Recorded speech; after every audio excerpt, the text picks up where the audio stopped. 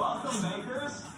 You are all at the top of the cake making game, but today, only one winner will have their cake artistry featured at a massive party thrown by Fox, celebrating the 50th anniversary of The Sound of Music. Sound of Music, literally my favorite movie of all time. I watched it 25 times a week as a kid for 5 years straight. And walk out of here $10,000 richer.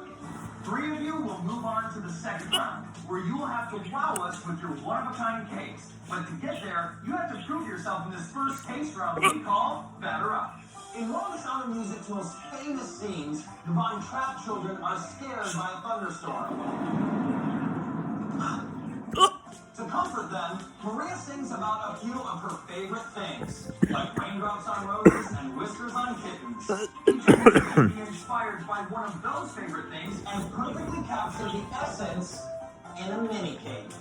And since The Sound of Music takes place in Austria, each of you must also combine 2 of the popular Austrian foods from the inspiration table.